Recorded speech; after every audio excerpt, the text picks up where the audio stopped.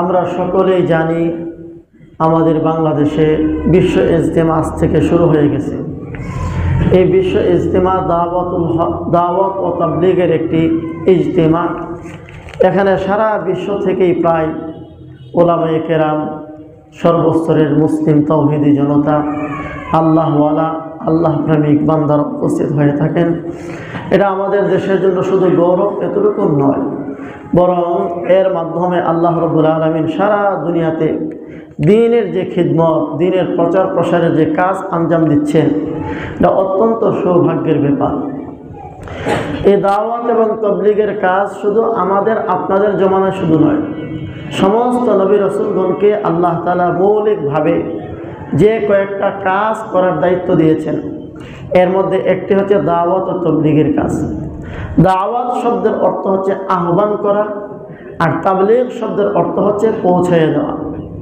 আল্লাহ তাআলার পক্ষ থেকে নবীগণের কাছে যে বাণী এসেছে, এই বাণীগুলো সর্বসাধারণের কাছে পৌঁছানো, এর নাম হচ্ছে তাবলীগ।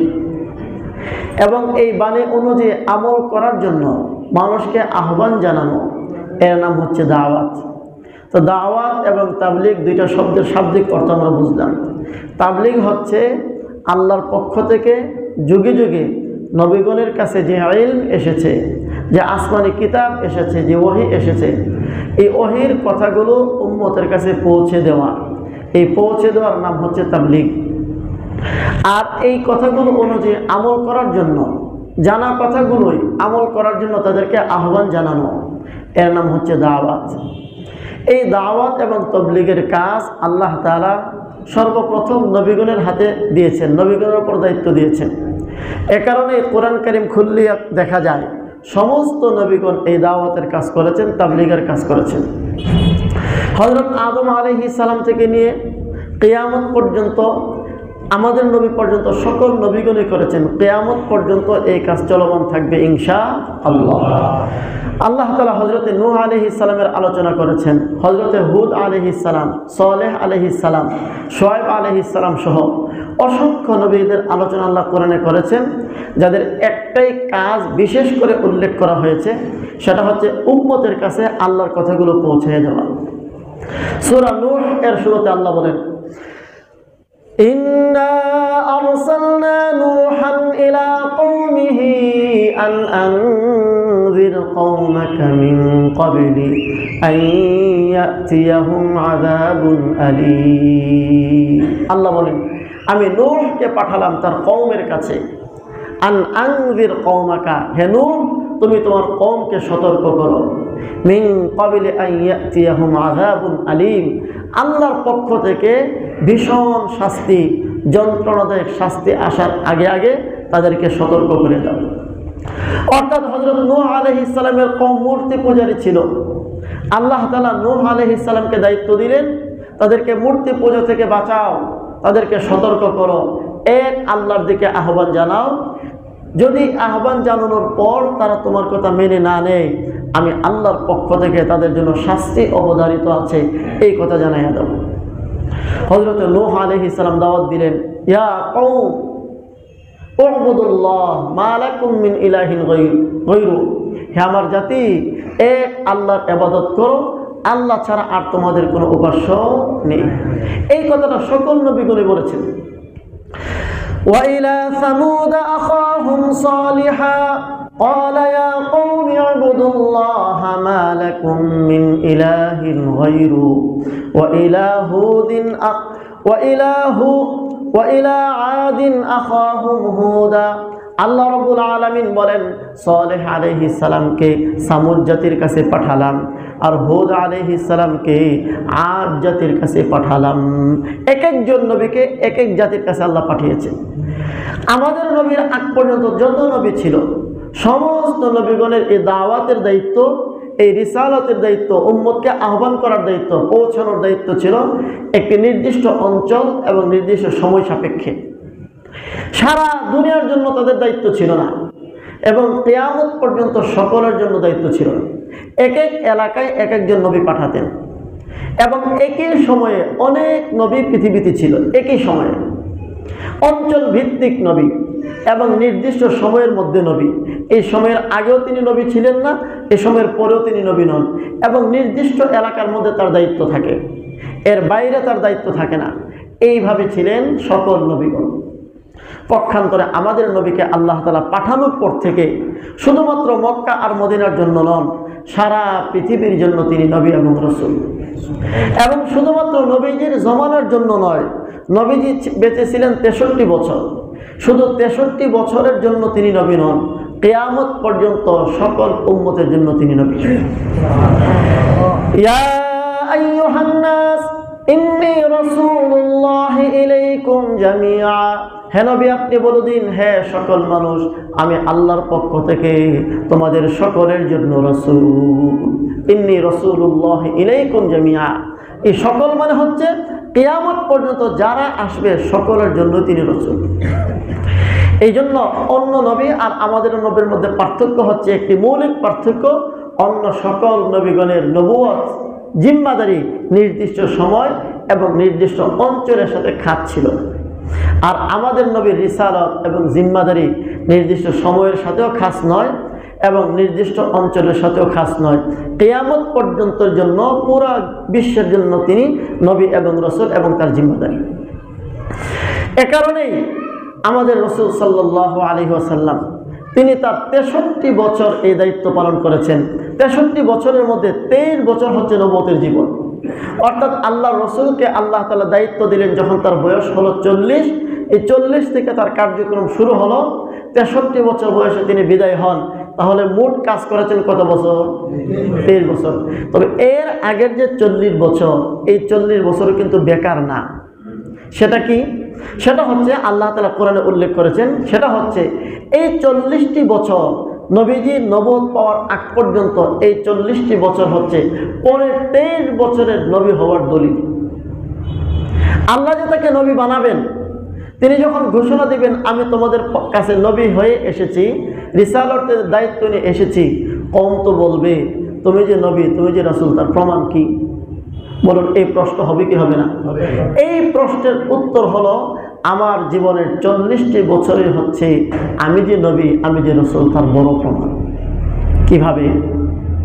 আমরা সকলেই জানি নবীজি যেই সমাজে আল্লাহ তাআলা পাঠিয়েছিলেন নবীজিকে, ওই সমাজের মানুষগুলো আকারে ইনসান, প্রকারে শয়তান, দেখতে চেহারা সুরতে বেশভূষে মানুষ হলেও আসলে এগুলো মানুষ ছিল না, এগুলো ইবলিসের বাচ্চা ছিল। কথা কোন ঠিক না বিঠিক? এমন কোনো অন্যায়, অবিচার, অনাচার ছিল না যা তারা করতো না। নিজের ঔরসের জন্ম দেওয়া সন্তান, মেয়ে সন্তানকে নিজ হাতে কবর দিত, এর চেয়ে নিকৃষ্ট পাপ আর কি হতে পারে? তাহলে এই 40টি বছর নবীজি এমন একটি সমাজের মধ্যে বসবাস করেছেন, কিন্তু এই 40 বছরের ভিতরে কোনোদিন একটা মিথ্যা কথা বলেননি, কোনোদিন কারোর সাথে প্রতারণা করেননি।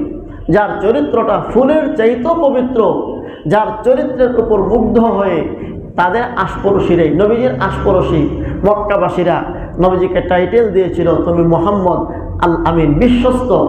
এই যে 40টি বছর এমন একটা সমাজের মধ্যে, অন্ধকারের মধ্যে বসবাস করা সত্ত্বেও সামান্য অন্ধকারের ছিটে ফোঁটা যার গায়ে লাগে নাই, এমন একটা মানুষ যদি নবী না হন, নবী আর কে হবে?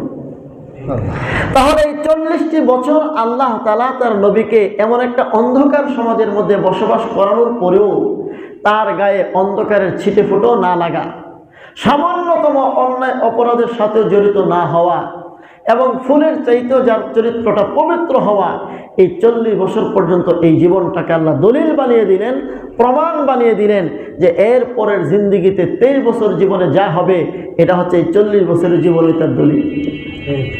অর্থাৎ কেউ যদি প্রশ্ন করে যে আপনি যে নবী হয়েছেন, আপনি দাবি করলেন, তার প্রমাণ কি?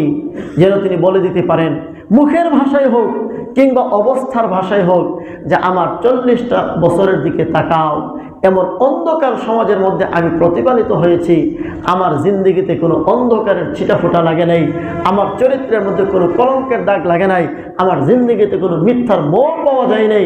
বলতো এমন জীবন নবী ছাড়া আর কারো হতে পারে?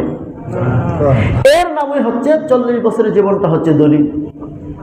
আল্লাহ কোরআন কারীমের মধ্যে নবীজির জীবনের শপথ খেয়েছেন, লাআমরুকা কাইন্নাহুম লাফি সাকরাতিহিম ইয়ামাহুন। ওগো নবীজি, আপনার জীবনের কসম করে বলছি, আল্লাহ তার নবীর জীবনের কসম করেছেন। এর উদ্দেশ্য হলো নবীজির জীবনটা এত পবিত্র, এত স্বচ্ছ, এত আয়নার মতো ঝকঝকে, তার জীবনে সামান্যতম কলঙ্ক নাই। এই জন্য নবীজির জীবনের শ্রেষ্ঠত্ব প্রমাণ করার জন্য আল্লাহ নবীজির জীবনের কসম খান। তাহলে আমার বোঝানোর উদ্দেশ্য হচ্ছে, নবীজির 63 বছরের জীবনের মধ্যে 23 বছর নবুয়তের জীবন, আর অতীতের 40 বছর, এটাও বেকার নয়, এটা হচ্ছে 23 বছর নবী হওয়ার জন্য অগ্রিম প্রমাণ এবং দলিল। নবীজি 23 বছর কাজ করেছেন। 23 বছর দাওয়াত এবং তাবলীগের মেহনতে আল্লাহ রাসূল সাল্লাল্লাহু আলাইহি ওয়াসাল্লাম লক্ষাধিক সাহাবায়ে কেরামের একটা নূরানি জামাত তৈরি করেছেন। এই জামাতকে নবীজি দুনিয়া থেকে বিদায় হওয়ার সময় বিদায় হজের ভাষণে এই জামাতকে নবীজি দায়িত্ব দিয়েছেন। বিদায় হজের ভাষণ আরাফার ময়দানে লক্ষাধিক সাহাবায়ে কেরাম, নবীজি জাবালে রহমতের পাদদেশে, পাহাড়ের পাদদেশে ওটের উপর আরোহণ অবস্থায় নবীজি সংক্ষিপ্ত বক্তব্য দিলেন। ওই বক্তব্যের এক পর্যায়ে নবীজি বললেন, আলা ফালিয়ুবাল্লিগিশ শাহিদু মিনকুমুল গায়ব, শুনে রাখো, আমার মনে হচ্ছে এই বছরের পর আর তোমাদের এত বড় বিশাল জামাতের সামনে উপস্থিত হওয়ার আর সুযোগ হবে না। অর্থাৎ আমার জীবন শেষ দিকে চলে এসেছে, আমার জীবনের শেষ প্রান্তে এসে এই এত বড় বিশাল জামাত, লক্ষাধিক সাহাবীদের জামাত, এত বড় জামাত হয়তো আমার সামনে আর হবে না। তাই আমি তোমাদেরকে শুনিয়ে রাখছি, দায়িত্ব দিয়ে রাখছি, ফালিয়ুবাল্লিগিশ শাহিদু মিনকুমুল গায়ব, এখানে যারা উপস্থিত আছো তোমরাই শুধু আমার উম্মত নও, কিয়ামত পর্যন্ত পুরা পৃথিবীতে অসংখ্য অগণিত মানুষ আসতে থাকবে, ওরাও কিন্তু আমার উম্মত। সুতরাং ওই আমার যে কথাগুলো তোমাদের কাছে পৌঁছালাম, এই কথাগুলো পৌঁছানো তোমাদের দায়িত্ব, তোমরা পৌঁছাইতে থাকবা। সাহাবায়ে কেরাম এই দায়িত্ব পালন করেছেন। শুধু পালন করেন নাই, পালনের হক আদায় করেছেন। সাহাবায়ে কেরাম, লক্ষাধিক সাহাবীদের কবর আপনি পুরো পৃথিবীর মধ্যে ছড়ায় ছিটিয়ে আছে। মদিনাতে আর মক্কায় মিলে শুধুমাত্র 10,000 সাহাবীর কবর, যে প্রায় লক্ষের মতো সাহাবী, তাদের কবরই মক্কা মদিনায় পুরো পৃথিবীতে ছড়ায় গেছে। এর অর্থ হলো নবীজির ভাষণের পর সাহাবায়ে কেরাম নবীজির এই দায়িত্ব পালন করার জন্য আল্লাহর উপর আস্থা এবং ভরসা রেখে ছড়াইয়া গেলেন, নবীজির দ্বীনকে পরবর্তী উম্মতের কাছে পৌঁছায় গেলেন।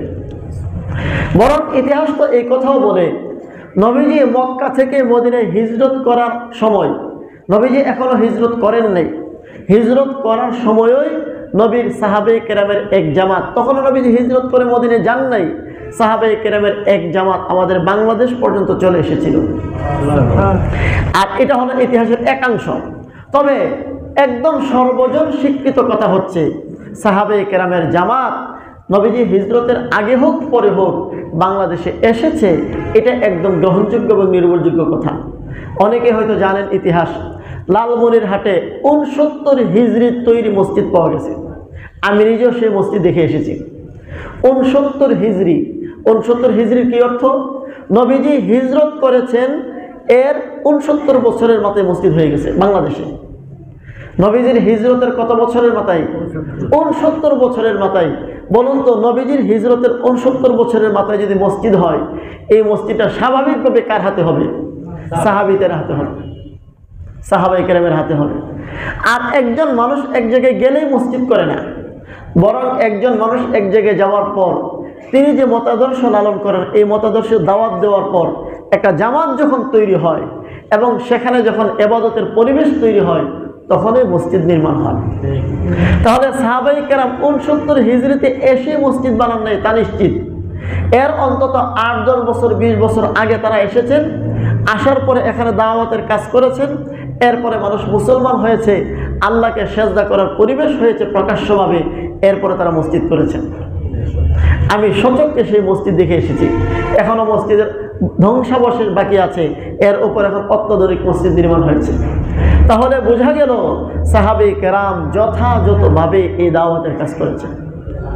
সাহাবায়ে কেরামের পরে তাবিঈন, তারপরে তাবে তাবিঈন, তারপরে আইম্মে মুজতাহিদিন, তারপরে পীর বুজুর্গ উলামা মাশায়েখে কেরাম, বিশেষ করে অসংখ্য আউলিয়া কেরাম আমাদের বাংলাদেশ, ভারত, পাকিস্তানে আগমন করেছে আরব দেশ থেকে। শাহজালাল ইয়ামানি ইয়ামান দেশ থেকে এসেছেন। শাহপরান, শাহজালাল, শাহ মাখদুম, শাহ আমানত সহ অসংখ্য আউলিয়া কেরাম, আল্লাহর ওলিগণ দাওয়াতের মেহনত নিয়ে তারা পুরো পৃথিবীতে ছড়িয়ে গিয়েছেন। তাদের কাফেলা যুগে যুগে আমাদের এই ভারতবর্ষ এসেছিল। আর সেই দাওয়াতে তবলিগের মেহনতের বরকতে আমরা কিন্তু মুসলমান। কথা বলুন ঠিক না ঠিক? সাহাবায়ে কেরাম এবং পরবর্তী প্রজন্ম যুগে যুগে এই দাওয়াতের মেহনত যদি অব্যাহত না রাখতেন তাহলে আমরা আজকে মুসলমান থাকতাম না। এটাই হচ্ছে বাস্তবতা। তাহলে ইসলাম এক এলাকা থেকে আরেক এলাকায় যাওয়ার মাধ্যম বিমান, হেলিকপ্টার, রকেট ইত্যাদি নয়, বরং দাওয়াত তাবলীগের মেহনত, প্রয়োজনে ঈমানের জন্য রক্ত, এর উপর ভর করে পৃথিবীতে ইসলাম চলছে। এই ধারাবাহিকতায় বর্তমানে বাংলাদেশ, ভারত, পাকিস্তান সহ সারা দুনিয়াতে তাবলীগ চলছে। আমরা আজকে কয়েকটা পয়েন্টে দাওয়াত তাবলীগের কয়েকটা পয়েন্ট নিয়ে কথা বলবো। প্রথম কথা হচ্ছে দাওয়াত কিসের দিতে হবে, কিসের দাওয়াত দিবে। আমার তেলাওয়াতকৃত আয়াতের মধ্যে আল্লাহ বলছেন, ইয়া আইয়ুহার রাসূল বাল্লিগ মা উনজিলা ইলাইকা মির রাব্বিক ওয়া ইল্লাম তাফআল ফামা বাল্লাগতা রিসালাতাহু ওয়াল্লাহু ইয়াসিমুকা মিনান নাস। হে রাসূল, বাল্লিগ, আপনি পৌঁছান। বাল্লিগ মানে আপনি তাবলীগ করুন। কিসের? মা উনজিলা ইলাইকা মির রাব্বিক, আপনার রবের পক্ষ থেকে আপনার কাছে যা নাজিল করা হয়েছে তার তাবলীগ আপনি করুন। সংক্ষেপ প্রশ্ন যদি আপনাদেরকে করি, বলুন তো রবের পক্ষ থেকে নবীজির উপরে কি নাজিল করা হয়েছে? উত্তর হবে কোরআন। এর অর্থ হলো আল্লাহ তার নবীকে বলছেন আপনি তাবলীগ করুন। কিসের তাবলীগ করবেন? আল্লাহর পক্ষ থেকে আপনার কাছে যে কোরআন এসেছে, 30 পারা কোরআন, এই 30 পারা কোরআনের তাবলীগ আপনি আপনার কওমের কাছে, উম্মতের কাছে করুন।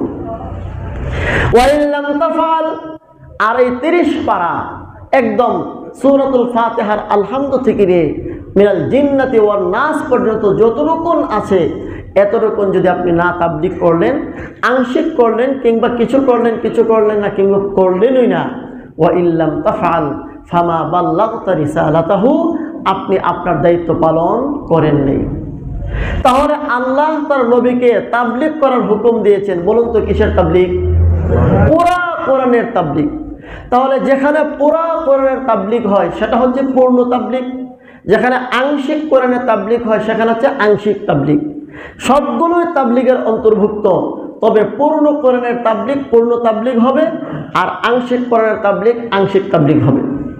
আল্লাহ তাআলা এই আয়াতের পরের অংশে বলেন, আল্লাহু ইয়াসিমুকা মিনান নাস।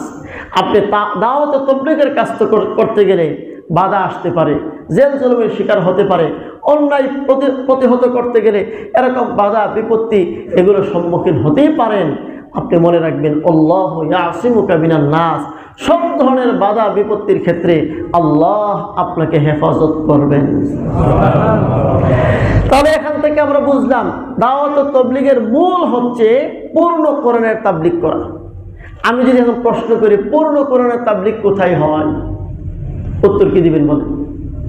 পূর্ণ কোরআনের তাবলীগ হয় একমাত্র মাদ্রাসায়, শুধু মাদ্রাসায় না, একমাত্র মাদ্রাসায় পূর্ণ কোরআনের তাবলীগ হয়।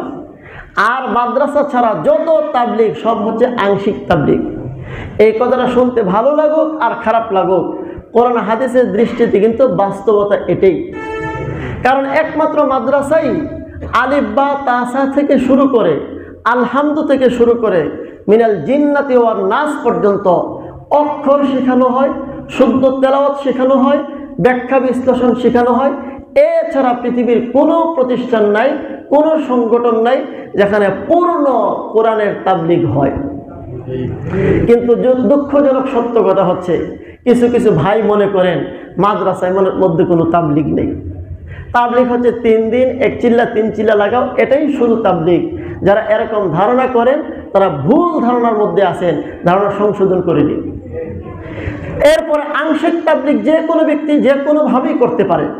ফাজাইল আমাল শাইখুল হাদিস জাকারিয়া রহমতুল্লাহ লেখা, আমাদের এই মসজিদও তালিম হয়। গোটা বাংলাদেশে প্রায় সব মসজিদে তালিম হয়, শুধু বাংলাদেশে না, পুরা পৃথিবীতে খুব কম মসজিদই আছে যেখানে এই কিতাবটা তালিম হয় না। এই কিতাবের একদম প্রথম হাদিসের ব্যাখ্যায় শাইখুল হাদিস জাকারিয়া রহমতুল্লাহ লিখেছেন, এই দাওয়াতের মেহনত এক একজন এক এক পদ্ধতিতে করে। মুয়াজ্জিন আজান দেওয়ার মাধ্যমে দাওয়াত করতেছেন, উলামায়ে কেরাম ওয়াজ নসিহতের মাধ্যমে করতেছেন, মুজাহিদ তলোয়ারের মাধ্যমে করতেছেন।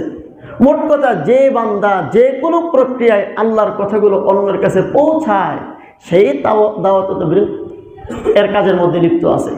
তার প্রমাণ আল্লাহ কোরআনের আরেক আয়াতে বলেছেন, উদউ ইলা সাবিলি রাব্বিকা বিল হিকমাতি ওয়াল মাউইযাতিল হাসানাতি ওয়াজাদিলহুম বিল্লাতী হিয়া আহসান। হে নবী, আপনি দাওয়াত দিন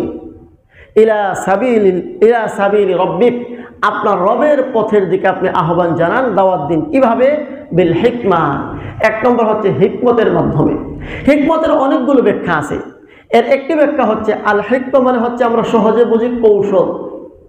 সহজে কি বুঝি? কৌশল। কৌশলের মাধ্যমে দাওয়াত দিন। অনেক সময় কৌশলে দাওয়াত দেওয়া যায়।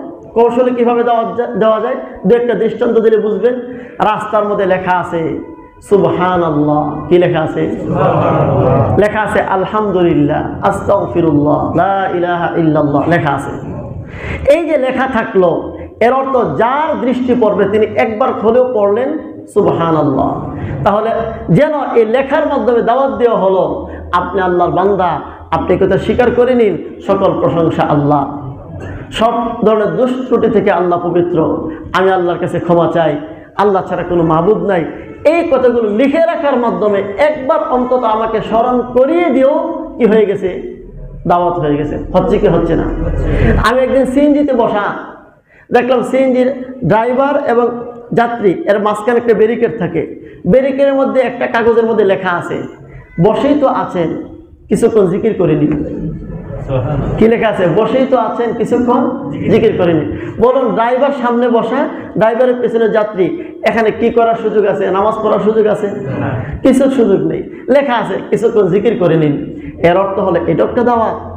কোনো বান্দা যখন পড়বে অন্তত কিছুক্ষণ জিকির করে নিন, এই লেখাটা যেখানে আসার সাথে সাথেই 2, 4, 5 বার হলেও সে যদি পড়ে আল্লাহ আল্লাহ আল্লাহ আল্লাহ, হয়েছে কি হয়নি দাওয়াত? এটাও কৌশল। এটা কৌশলে আপনার কিছু বলে নেই, বলা ছাড়াও এই যে কৌশলগুলো, এর দ্বারা কি হয়ে গেছে? দাওয়াত হয়ে গেছে। এইভাবে যে কোনো বান্দা যে কোনো পন্থা অবলম্বন করুক, দাওয়াত হয়ে যাচ্ছে। এটা একটা ব্যাখ্যা বিল হিকমা। উদউ ইলা সাবিলি রাব্বিকা বিল হিকমাতি ওয়াল মাউইযাতিল হাসানাতি ওয়াজাদিলহুম বিল্লাতী হিয়া আহসান। 2 নম্বর হচ্ছে বিল মাউইযাতিল হাসানা, সুন্দর উপদেশের মাধ্যমে আপনি দাওয়াত দিন। সুন্দর উপদেশ, ওয়াজ নসিহত, যে কোনো প্রক্রিয়ায় মানুষকে ভালোর দিকে আহ্বান করলে সুন্দর নসিহত, এটা হচ্ছে দাওয়াতের অন্তর্ভুক্ত। ওয়াজাদিলহুম বিল্লাতী হিয়া আহসান, কেউ যদি দাওয়াতের বিরুদ্ধে আসে, কেউ যদি অন্যায় পন্থা অবলম্বন করার চেষ্টা করে, আপনি সুন্দরভাবে সুন্দর পন্থায় তাদের প্রতিহত করুন, এটাও দাওয়াত। দেখবেন উলামায়ে কেরাম যখন কোনো মসজিদে জামাত ঢুকতে দেয় না, যুগ যুগ ধরে আমরা উলামায়ে কেরামরা এই কাজটা করে আসছি। কোনো মসজিদে জামাত ঢুকতে দিচ্ছে না, তখন স্থানীয় কোনো বড় আলেমকে ডেকে নিয়ে আসে, হুজুর ওই মসজিদে আমরা জামাত নিয়ে যেতে পারি না। ও কেন? ওখানে বেদাতিরা আছে, অমুকে আছে, তমুকে আছে, ওরা বাধা দেয়। তখন আলেমরা গিয়া বলেন, বাধা দেন কেন? ওইগুলো কোরআন হাদিসে নাই। আলেমরা বলে, না আছে। এই কথাবার্তা হলো, তর্ক বিতর্ক হলো। এই তর্ক বিতর্ক মানে হচ্ছে ঝগড়া বিবাদ নয়, দলিল প্রমাণের আলোকে কাজটা যে সত্য এই কথা বলে দাওয়াত তাবলীগের জামাতের রাস্তাকে সুগম করে দেওয়া, এটা তাবলীগ। আমার কথা না কোরআনের কথা? কোরআনের কথা। তাহলে দাওয়াত তাবলীগ মানেই শুধু এই নয়, 3 দিনের জন্য বের হয়েই যেতে হবে, 40 দিনেই লাগাতে হবে, 3 চিল্লায় লাগাতে হবে, তাহলে এটা দাওয়াত এবং তাবলীগ হবে। শুধু এতটুকু নয়, হ্যাঁ এটাও অবশ্যই গুরুত্বপূর্ণ, যার আলোচনা একটু পরে করতেছি। হযরত শেখুল হাদিস জাকারিয়া রহমতুল্লাহ আলাইহি ইনি ফাযাইল আমাল কিতাবের একদম প্রথম হাদিসের ব্যাখ্যার মধ্যে এই কথাগুলো উল্লেখ করেছেন, যে কোনো বান্দা যে কোনো পন্থায় আল্লাহর বান্দাদেরকে ভালো কাজের দিকে আহ্বান করতে পারে, এই সবগুলোই দাওয়াত এবং তাবলীগের অন্তর্ভুক্ত হবে। আপনি মসজিদে আসতেছেন, পাশে একজন চা স্টলে বসে চা খাইতেছে, আপনি আওয়াজ দিয়ে আসলেন, ভাই আজান হয়ে গেছে চলুন মসজিদে, বলেন এটা দাওয়াত হবে কি হবে না? একজন অন্যায় কাজ করতেছে, ভাই এই কাজটা না করি, এই না করে যে বললেন, এর দ্বারা কি হয়ে গেছে? দাওয়াত হয়ে গেছে। তাহলে দাওয়াত বিষয়টা ব্যাপক। আর ব্যাপক যে এর প্রমাণ কোরআনের আয়াত থেকে পেশ করলাম, পাশাপাশি আমাদের পূর্বসূরীদের আমলের দিকে তাকাইলেও বুঝবেন। নবীগণ এক এক সময় এক এক পন্থায় দাওয়াত দিয়েছেন। নবীগণের পরে সাহাবা, তাবিন, তাবিন, আইমে মুস্তাহিদিন সহ যুগে যুগে আল্লাহ ওয়ালাগণ, আপনারা সকলে শাহজালাল রহমতুল্লাহের নাম শুনেছেন। ইনি যখন ভারতবর্ষে আসেন তখন ভারতবর্ষের রাজা ছিল হিন্দু, নাম জানে কি? গৌর গোবিন্দ। তিনি তার বাহিনী নিয়ে আগমন করলেন। গৌর গোবিন্দ রাজা হযরত শাহজালাল রহমতুল্লাহ আলাইহি তিনি ঘোষণা দিলেন, আমার জামাতের মধ্যে যার কখনো সুন্নত কাজা হয় না, যার কখনো তাহাজ্জুদ মিস হয় না, যার চোখের গুনাহ হয় না, কানের গুনাহ হয় না, এমন একজন মুরিদ শুধু আজান দেও। হযরত শাহজালাল রহমতুল্লাহের ভক্ত মুরিদ তিনি আজান দিলেন। গৌর গোবিন্দের সিংহাসনের মধ্যে কম্পন শুরু হয়ে গেল। গৌর গোবিন্দ আত্মসমর্পণ করেছেন। আজানটাও একটা বিশাল দাওয়াত। আজান যে দাওয়াত তার প্রমাণ কয়েকটা আমি দিতে পারবো সংক্ষেপে। এক নম্বর প্রমাণ হচ্ছে আজানের পর একটা দোয়া পড়া হয়। দোয়া পড়া হয় কি পড়া হয় না? এই দোয়ার শুরুতে কি বলি? আল্লাহুম্মা রাব্বা হাযিহিদ দাওয়াতিত তাম্মাহ। এই আল্লাহুম্মা, হে আল্লাহ, রব্বা হাযিহিদ দাওয়াতিত তাম্মাহ, এই পরিপূর্ণ দাওয়াতের রব। এই পরিপূর্ণ দাওয়াত মানে হচ্ছে আজান। আজানকে নবীজির এই দোয়ার মধ্যে, এটা নবীজির শিখানো দোয়া, আজানকে আল্লাহ রাসূল সাল্লাল্লাহু আলাইহি ওয়াসাল্লাম পরিপূর্ণ দাওয়াত বলেছেন। এই পরিপূর্ণ দাওয়াতের রবকে আল্লাহ। আজানকে পরিপূর্ণ দাওয়াত কেন বলা হলো? আজানের মধ্যে তাওহীদের কথা আছে, আজানের মধ্যে রিসালাতের কথা আছে, আজানের মধ্যে দুনিয়াবি কল্যাণ, পরকালে কল্যাণের কথা আছে। মোট কথা সংক্ষেপে সমস্ত ভালাইকে আজানের ভিতরে ঢুকিয়ে দেওয়া হয়েছে। আমরা হয়তো এর অর্থ বুঝি না, অর্থ বুঝি অথবা না বুঝি, আজানের ভিতরে একজন মুসলমানের জন্য দিন দুনিয়াতে যা কল্যাণ সব আছে, এই কল্যাণের দিকে আহ্বান, যা অকল্যাণ সব কিছু থেকে বাঁচার কথা আছে। এই জন্য আজানকেও আল্লাহ রাসূল সাল্লাল্লাহু আলাইহি ওয়াসাল্লাম কি বলেছেন? রব্বা হাযিহি দাওয়াহ আদ-দাওয়াতি তাম্মা, পরিপূর্ণ দাওয়াত। এমনিভাবে আজানের নাম শুনলে, আজান শুনলে শয়তান পালায়, এরকম একটা কথা হাদিসে আছে। রাসূলুল্লাহ সাল্লাল্লাহু আলাইহি ওয়াসাল্লাম বলেছেন, যখন আজান হয় শয়তান পালাইতে থাকে। আদবারা ওয়ালাহু হুসাসুন, কোন কোন শব্দ আছে ওয়ালাহু দুরাতুন, মানে বাতাস ছাড়তে ছাড়তে শয়তান পালায়। বাতাস ছাড়তে ছাড়তে শয়তান পালায় মানে হচ্ছে শয়তানের কাছে আজানটা এত ঘৃণা লাগে, এত খারাপ লাগে, তার শুনতে একদম ভালো লাগে না। এই যে তার কাছে খারাপ লাগতেছে, প্রকাশ কেমনে করে? সে পেছনের রাস্তা দিয়ে বাতাস ছেড়ে এই কথার প্রকাশ ঘটায় যে আজান আমার কাছে ভালো লাগে না। এই কেন ভালো লাগে না? মুহাদ্দিসিনে কেরাম বলেছেন আজান হচ্ছে দাওয়াত। এরপরে আল্লাহ রাসূল হাদিসের মধ্যে বলেছেন আজানের পর আজানের আওয়াজ শুনলে শয়তান পালায়, আজান শেষ হলে আবার শয়তান আসে, আবার ইকামত হইলেও শয়তান পালাইতে থাকে, আবার যখন নামাজ শুরু হয় শয়তান আবার আসে। নামাজ শুরু হওয়ার পর বান্দার কলবের ভিতরে শয়তান ঢুকে বলে উজকুর কাজা, এটা স্মরণ কর, ওটা স্মরণ কর। এরপর আল্লাহ রাসূল বলেন এরপরে বান্দা এমন হয়ে যায় ফালাম ইয়াদিরি কাম সাল্লা, সে বলতেও পারে না কয় রাকাত নামাজ পড়ছে।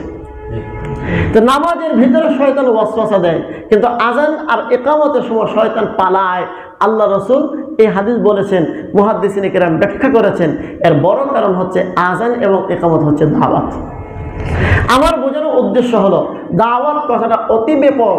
যে কোনো মুসলমান যে কোনো পন্থায় আল্লাহর বান্দাদেরকে আল্লাহর দিকে আহ্বান জানানোর সুযোগ পায়, ছোট্ট কোনো দাওয়াতের অন্তর্ভুক্ত হবে। এখন এই দাওয়াত যদি কেউ দেয় কিভাবে হবে, তার লাভ কি হবে? আল্লাহ কোরআনে বলেন ওয়ামান আহসানু কাওলাম মিম্মান দাআ ইলাল্লাহি ওয়া আমিলা সালিহান ওয়া ক্বালা ইন্নানি মিনাল মুসলিমিন। ওয়ামান আহসানু কাওলা, তার কথার চাইতে উত্তম কথা আর কার হতে পারে? যে মানুষকে আল্লাহর দিকে আহ্বান জানায়। যে কোনো পন্থায় কেউ যদি আল্লাহর দিকে মানুষকে ডাকে, সেই এই যে ডাকা, এই যে কথা, এর চেয়ে উত্তম কথা কি হতে পারে? এই যে আমি বসে এখানে আধা ঘন্টা পনেক ঘন্টা কথা বলতেছি, আমি আপনাদেরকে কোন দিকে আহ্বান জানাচ্ছি? আল্লাহর দিকে আহ্বান জানাচ্ছি। এটাও দাওয়াতের অংশ। এখন কেউ যদি দাওয়াতের কাজ বিলকুল না করে, কোনো পন্থায় দাওয়াতের কাজ করে না, তাহলে আল্লাহ রাসূল তার শাস্তি ঘোষণা করেছেন। عن حذيفة رضي الله تعالى عنه قال قال النبي صلى الله عليه وسلم والذي نفسي بيده لتأمرون بالمعروف ولتنهون عن المنكر أو لا يوشكن الله أن يبعث عليكم عذابا من عنده আল্লাহ রাসূল বলেন ওই সত্তার কসম যার হাতে আমি মুহাম্মদুর রাসূলুল্লাহর প্রাণ তোমরা সৎ কাজের আদেশ করতে থাকো অসৎ কাজ থেকে বাধা দিতে থাকো যদি সৎ কাজের আদেশ অসৎ কাজে বাধা প্রদান ছেড়ে দাও লা ইউশিকান্নাল্লাহু আন ইয়াবআসা আলাইকুম আযাবাম মিন ইনদিহি আশঙ্কা আছে অচিরেই আল্লাহর পক্ষ থেকে তোমাদেরকে শাস্তি দেওয়া হবে। কখনো কোনো সমাজে যখন অন্যায় হয় তখন এক শ্রেণীর মানুষ দাঁড়িয়ে যেতে হয় যে এখানে এই অন্যায় করতে দেওয়া যাবে না। যদি মানুষ এভাবে না দাঁড়িয়ে যায় দেদারসে অন্যায় করতে থাকে কারো খারাপও লাগে না তাহলে আল্লাহ তাআলা ওই জাতির উপর আযাব প্রেরণ করেন।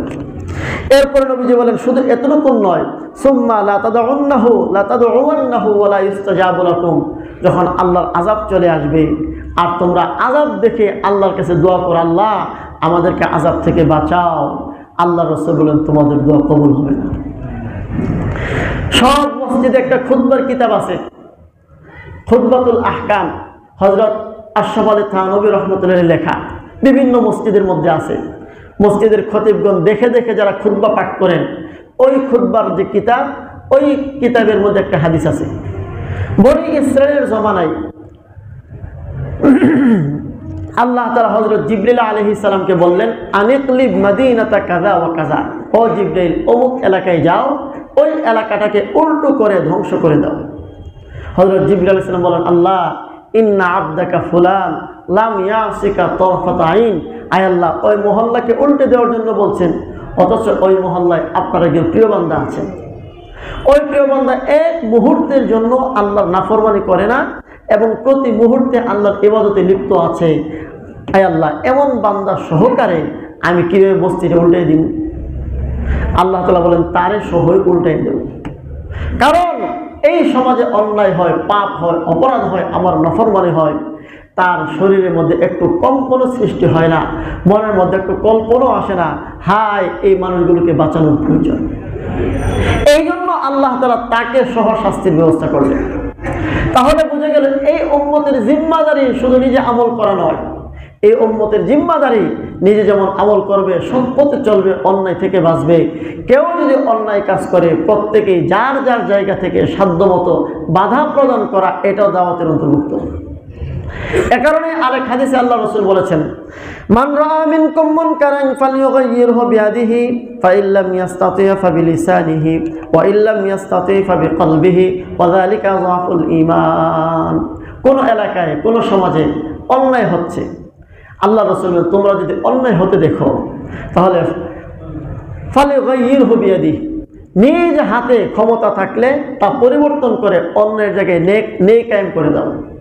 হাত দিয়া পরিবর্তন করার ক্ষমতা নাই হাত দিয়া পরিবর্তন করার ক্ষমতা থাকে কার প্রশাসনের সরকারের আর কোন কোন ক্ষেত্রে যেমন ধরুন সন্তানের উপরে বাবার হাত দিয়ে প্রয়োগ করার ক্ষমতা থাকে ক্ষেত্র বিশেষে স্ত্রীর উপরে স্বামীর ছোট ভাইয়ের উপর বড় ভাই এই সকল ক্ষেত্রে হাত ব্যবহার করার সুযোগ থাকে কিন্তু কোন কোন ক্ষেত্র এমন আছে যেখানে হাত ব্যবহার করার সুযোগ নেই সেখানে আল্লাহ রাসূল বলেন ফাইল্লাম ইয়াস্তাতি' ফাবিলিসানিহি জবানের দ্বারা এই যে আমরা মসজিদ থেকে বলি জবানের দ্বারা বলি যারা সমাজের নেতৃস্থানীয় ব্যক্তিবর্গ আছেন যারা সমাজের দায়িত্ব পালন করেন তাদেরও দায়িত্ব হচ্ছে মুখ দ্বারা বলা আমাদেরও দায়িত্ব মুখ দ্বারা বলা নেই কোনটা অন্যায় কোনটা হক কোনটা না হক কোনটা স্পষ্ট পরিষ্কার ভাষায় বলে দেওয়া হক স্পষ্ট করে দেওয়া এটা হচ্ছে আলেমদের দায়িত্ব নেতৃস্থানীয় মানুষের দায়িত্ব। কোনো আলেম যদি এই দায়িত্ব পালন না করে কোনো নেতৃস্থানীয় ব্যক্তিরা যদি এই দায়িত্ব পালন না করে আল্লাহর কাঠগড়ায় অবশ্যই জবাব দিতে হবে। এরপর আল্লাহ রাসূল বলেন ফাইল্লাম ইয়াস্তাতি' ফাবিকলবিহি কোন ক্ষেত্রে এমন মুখ দিয়ে বলার সুযোগ নাই বলতে গেলে ফেরাউনরা হামলা করবে আছে না নাই ডানে ফেরাউন বসা থাকে বামে ফেরাউন বসা থাকে সামনে ফেরাউন বসা থাকে ফেরাউনদের হামলা হবে জেল জুলুমের শিকার হবে কিংবা এমন পরিস্থিতি আমি এখন সব সত্য বলতে গেলে বাধা আসবে তখন নিজের ইজ্জত সম্মান আত্মরক্ষার স্বার্থে যদি জবান হেফাজত করে আর অন্তরে ঘৃণা পোষণ করে, তাতেও আল্লাহ রাসূলের দায়িত্ব থেকে সে মুক্ত হবে। তবে এটা ঈমানের দুর্বল স্তর। এই স্তরে যদি কেউ না থাকে, অর্থাৎ অন্যায় দেখার পরে মনের খারাপও তার থাকে না, মনের মধ্যে কল্পনাও তার আসে না, যা যা করতে মনে চায় করুক, এই মানসিকতা যাদের, তাদের ঈমানের কোনো স্তরেই সে নাই। এর অর্থ হলো সে ঈমান থেকে খারিজ হয়ে গেছে। একটু আমাদের বিবেককে প্রশ্ন করি, আমাদের সমাজে যত অন্যায় হয়, সব অন্যায়ের ব্যাপারে আমাদের কি পরিকল্পনা আছে? আমি এক দুইটা অন্যায়ের কথাই বলি, আপনাদের ভালো লাগুক আর খারাপ লাগুক সাহস করে কয়ে ফেলে কি কম। এই কিছুদিন যাবত এই জিনিসটা খুব বেড়ে গেছে। আশপাশে খেলা হয়, খেলেন আপনারা, সমস্যা নেই, কিন্তু এই খেলাকে কেন্দ্র করে রাত 11টা 12টা 1টা 2টা পর্যন্ত গান এবং বাজনা চালাইতে হবে। বলুন, এই গান বাজনা হালাল না হারাম? নেই না অন্যায়? এই অন্যায় কাজগুলো বাধা দেওয়ার জন্য কি সমাজে 2, 4, 5, 10 জন মানুষও নাই? যেই সমাজের মধ্যে 2, 4, 5 জন 10 জন মানুষও পাওয়া যায় না, বলুন তো এই সমাজটাকে আসলে মুসলমানের সমাজ? হাই, কোন সমাজে আমরা বাস করি? কোন সমাজে আমরা বাস করি? একটা পোস্টার লাগানো আছে, সেখানে অতিথিদের নাম দেওয়া আছে। এই অতিথিগুলো এই এলাকারে তো, বাইরে থেকে তো কেউ আসে না। তাদেরকে দাওয়াত দেওয়ার সময় যে তারা বলতো আমরা তোমাদের অনুষ্ঠানে যাব, শর্ত হলে কোনো গান বাজনা করতে পারবে না। বলুন তো যুবকরা মানত কি মানত না? কিন্তু তারা কি বলে? আমার ধারণা তারা বলে না। তারা যদি বলতো কখনো তারা সাহস করতো না। আর বলার পরে যদি গান বাজনা করে আপনি না যান, তাই তো ঠিক হয়ে যায়।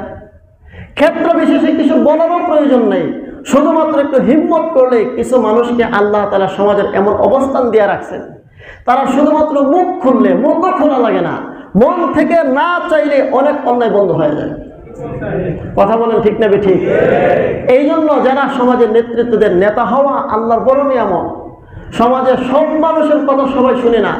যে কোনো সমাজে যান, 2, 4, 5 জন মানুষ এমন থাকে, এরা যা বলে সমাজের লোকেরা তা শুনে। বলুন তো আল্লাহ যে আপনাকে এমন একটা সম্মানজনক স্থান দান করেছেন, যেই সম্মানজনক স্থানে থাকার কারণে আপনার কথাগুলো মানুষ শুনে, এটাকে আল্লাহর নিয়ামত না? এই নিয়ামতের কদর করা উচিত না? আমি কথা বললে তো 10 জনে শুনে, এরপরে 90 জনে শুনি না, আপনার কথা তো 100 জন শুনে। তাহলে আল্লাহ যে আপনাকে এমন একটা অবস্থান দিলেন, এই অবস্থানের শুকরিয়া আদায় হিসাবে আপনার তো করণীয় ছিল এই জাতীয় কোনো অন্যায় আপনার অবস্থানে থেকে সমাজের মধ্যে হতে দিবেন না। এই জন্য আমি আপনাদের কাছ থেকে ওয়াদা নিতে চাই, যারা সমাজের নেতৃত্ব দিচ্ছেন, আপনারা ওয়াদা করেন আল্লাহর ঘর মসজিদে বসে, এটাই হবে সবচেয়ে বড় দাওয়াত ও তাবলীগ। আপনাদের এই মহল্লায় স্পষ্টভাবে প্রকাশ্যে কোনো গান এবং বাজনা, কোনো বক্স বাজতে পারবে না। যদি 2, 4, 5 জন ভাই থাকেন সাহস করে, হুজুর আপনার কথার সাথে আমরা একমত, যে কোনো জায়গায় হবে আমরা এটা বাধা দিব, 2, 4, 5 জন দাঁড়ান সাহস করে, এই সমাজ থেকে দাঁড়ান। আলহামদুলিল্লাহ, সবাই মিলে মারহাবা। আমাদের সম্মানিত সেক্রেটারি সাহেব সবার আগে হাত তুলেছেন, এবং আমার দিনের বিশ্বাস উনি যদি কোনো সমাজে এই কথা, এই সমাজের মধ্যে বলে গান হবে না, আর কারো বাপের পাটা নাই এই কথা বলবে যে আমরা গান করবো। কথা কোন ঠিক না ঠিক? আলহামদুলিল্লাহ পেয়ে গেছি। আমাদের মুফিজ ভাই যারা আছেন, আর কে আছেন একটু দাঁড়ান। এই যে আমাদের হাজির সাহেব, এই যে 4-5 জন, আলহামদুলিল্লাহ মুরব্বীরা একটা হাত নামা। যারা যুবকরা আছে, যুবকরা দাঁড়াও, একটা টিম থাকো যে এই এলাকায় প্রকাশ্যে কোনো বাজনা বাজবে, গান হলে আমরা এটা বাধা দেব, এই সমাজের মধ্যে আমরা হতে দেব না। 2, 4, 5 জন দাঁড়ান দেখি যুবক, এই সমাজের যুবক দাঁড়ান। মাশাআল্লাহ, 1 জন 2 জন 3 জন 4 জন 5 জন 6 জন, মাশাআল্লাহ, এই যে 7-8 জন হয়ে গেছে। একটা দাঁড়ান, আরো দাঁড়ান, আরো দাঁড়ান। এই মসজিদের আশপাশ থেকে দাঁড়ান, আমাদের দাঁড়ায় গেছে 4-5 জন, আরেকটু দাঁড়ান। এই যে মাশাআল্লাহ, বলেন তো এই চেহারাগুলো যাদেরকে দেখতেছেন, এরা কি এই সমাজের বাইরের কেউ? এবং আলহামদুলিল্লাহ এদেরকে আল্লাহ তাআলা সামাজিক অবস্থান এমন দিয়ে রাখছেন, একজন গিয়া দাঁড়াইলে কোনো বাপের পুতের সাহস নাই যে হের সামনে খারাপ আমরা গান বাজবো। কথা ঠিক না? ইনশাআল্লাহ আমি আজ থেকে দেখতে চাই এই সমাজে অন্তত আমরা যতদিন বাঁচবো প্রকাশ্য কোনো গান বাজনা আমরা হতে দেব না ইনশাআল্লাহ। সবাই একটু বসি, সবাই একটু বসি। আলহামদুলিল্লাহ, আল্লাহ তাআলা সকলের হিম্মত বাড়িয়ে দিন, আমিন।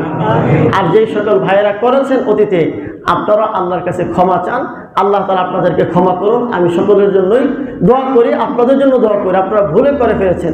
দেখুন, এই কয়েকটাতে আমি আমার অভিজ্ঞতা বলি। আমার ঘরে ছোট্ট বাচ্চা আছে, সকলের ঘরে ছোট ছোট বাচ্চা আছে। যখন হঠাৎ করে বাজি ফুটে তখন ছোট্ট বাচ্চাটার কি অবস্থা একটু ভাবেন। যারা মুরব্বী আছে তাদের নাতিনত্তর আছে, আপনার বাসার পাশে যখন রাত 12টার সময় 1টার সময় হঠাৎ করে বাজি ফুটে ভয়ঙ্কর আওয়াজ হয়, তখন বাচ্চাটার কেমন লাগে, আপনার কাছে কেমন লাগে? ঘুমাইতে পারে না। এটা রাষ্ট্রীয়ভাবেও অন্যায়, সামাজিকভাবেও অন্যায়। তাহলে প্রকাশ্য গান বাজনা হবে না এবং বাজি ফোটানো হবে না। একান্ত যদি ফোটা সন্ধ্যার আগে আগে, রাত্রে না। এই জিনিসটা আমরা সাথে রাখবো ইনশাআল্লাহ। দেখবেন সমাজ অর্ধেক সুশৃঙ্খল হয়ে যাবে। খেলতে চাইলে খেলেন, খেলা কোনো নিষেধ নেই। আর এই অন্যায় কাজগুলো আমরা পরহেজ করে চলবো। আল্লাহ আমাদেরকে তৌফিক দান করুন, বলি আমিন। ওয়া আখিরু দাওয়ানা আলহামদুলিল্লাহি রাব্বিল আলামিন।